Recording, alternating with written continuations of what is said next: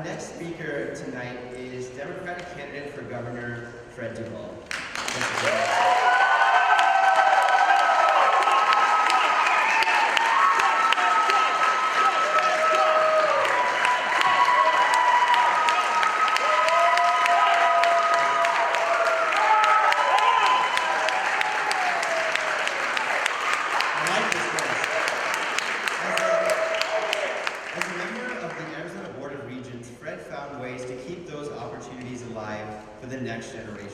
When some in positions of power called for closing down campuses, literally shutting the doors of opportunity, Fred fought back.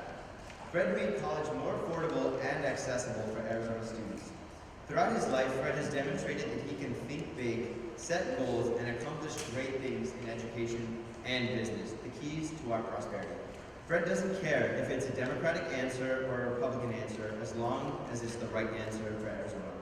Fred and his wife Jennifer live in Phoenix and their 4-year-old son. Their son Will attends college and is a ROTC cadet. My question for you today, Fred, is regarding K-12 education and higher education like public universities like ASU, what kind of funding do you propose in the coming years if elected? How will your education proposal impact tuition rates and the quality of education for students here today? Last of all, I want to give you a chance to explain the television act, which have said that tuition raises occurred exponentially while you were at the head of the AZ Board of Regents. Fred, you have 10 minutes. Terrific. Thank you for the question. Thank you, John and Barry, for being here, and all of you for being here.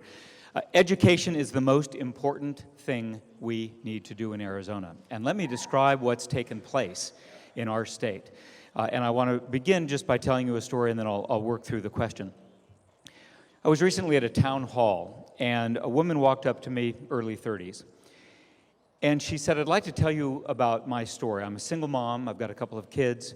I make about $28,000 a year. We're getting by, but we don't live in the best neighborhood. The school that we're going to, my 2 kids have never had a permanent teacher, just substitutes. The class sizes are 36 and 38. The school has now come to me and said, can you contribute, and asking all the parents, will you contribute for art and sports, which she was quick to say she couldn't afford to do. And as she was describing her feeling about the school and her children, she began to cry. And I hugged her, and she stopped, and then she grabbed my shoulders, and she looked me dead in the eye, and she said, I want to say something to you no father or mother should ever have to say. I feel as though I'm powerless to change their future.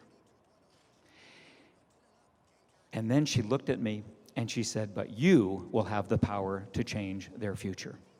And that's my assignment as your next governor. We have cut education too deeply in Arizona. We were 46th in the country in per student investment in K-12, and then we reduced education funding by an additional 20%. In the university space, we reduced the state's investment by 50% over 5 years. What's happened in K-12?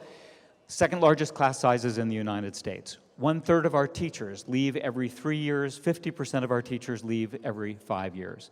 Over 500 classrooms today in Arizona have no permanent teacher. They have substitutes. Disproportionately in the critical grade of 7th grade math. We have school districts letting school kids out at 1 o'clock on Wednesdays or Fridays to save money. Teachers who haven't had pay raises for 5 or 6 years are being asked to go into their own wallet to help pay for school supplies. This can't continue.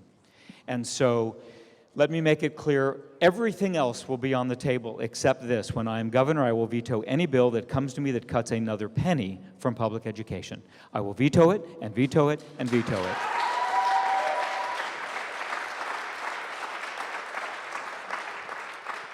Now, what's happened in Arizona is the voters passed Proposition 13 years ago that it told the legislature, we want you to invest in schools based upon the rate of inflation.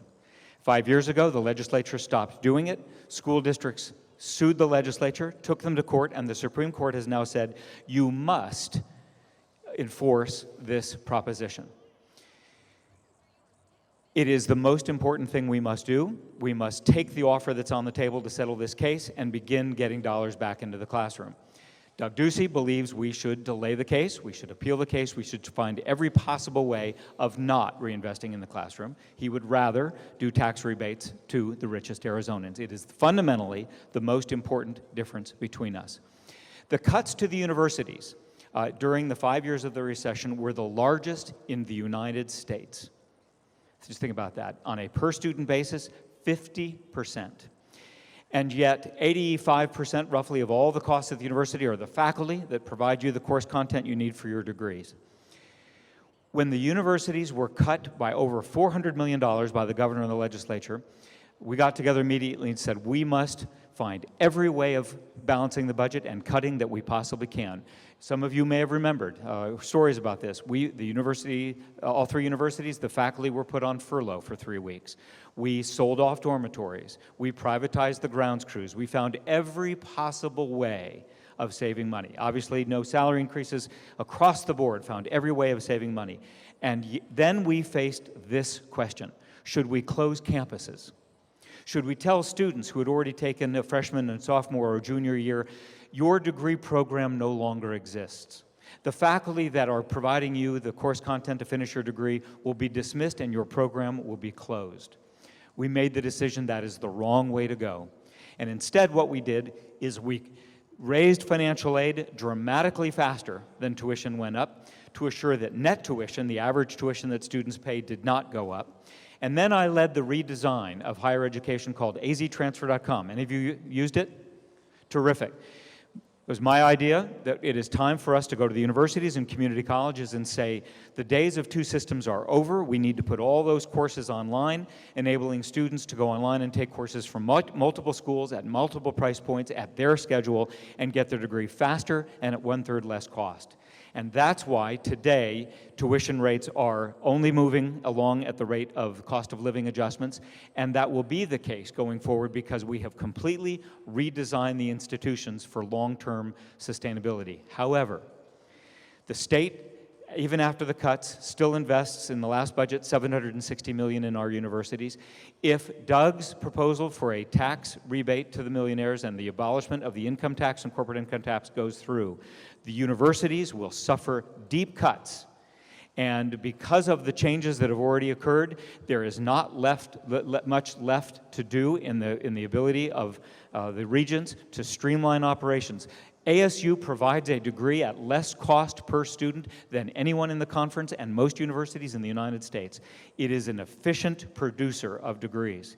Tuition rates will go up. I will fight that to make sure that universities get sustainable state funding, flat tuition raises, and then we bring this new online learning portal of aztransfer.com to a broadened community of students of every age and of every part of Arizona to assure that we can continue to get degrees at the lowest possible cost while maintaining the highest possible brand value for those of you who will leave this institution and want a degree that is marketable and that will get you the jobs that you're capable of performing.